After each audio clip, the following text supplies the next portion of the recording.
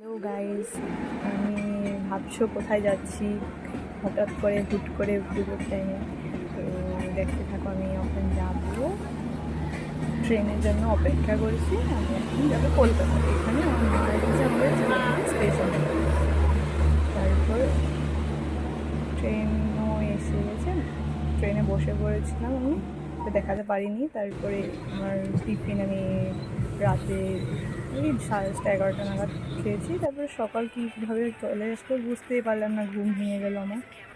তারপরে নিচে বসে বসে প্রচুর গরম লাগছিলো, তারপরে নিচে বসে বসে আসছিলাম গরমের চোটে।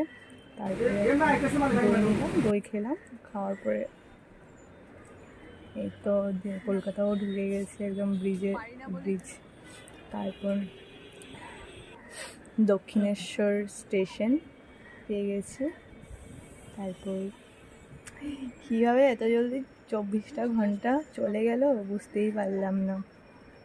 তারপর আমার সাথে একটা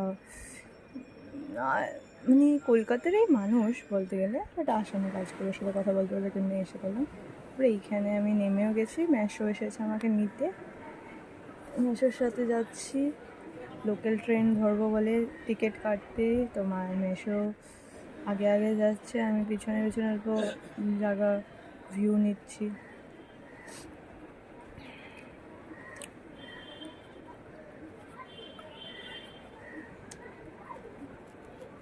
এইখানটাতে ticket counter, local train, metro সব এইখান থেকে স্টার্ট হয়।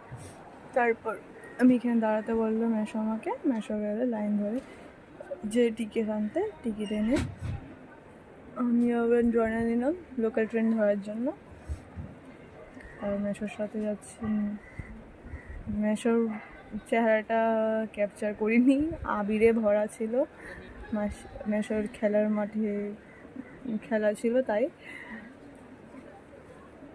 তো আমরা এইদিকে মানে অল্প স্বল্প দেখাও যাচ্ছে, অল্প আবির টাবির লেগে আছে মেশোর মুখে।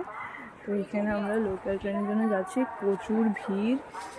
সবাই তো জানোই শিয়ালদাতে কেমন ভিড় হয়। তো যেতে আমরা লোকাল ট্রেনের দিকে এসেও গেছি সামনে।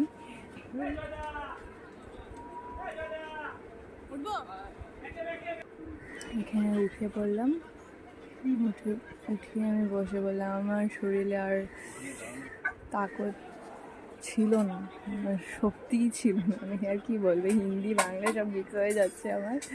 এখানে আমার 24 ঘন্টার পর আরও 2-3 ঘন্টার রাস্তা, আমার মুখের অবস্থা আর বলে লাভ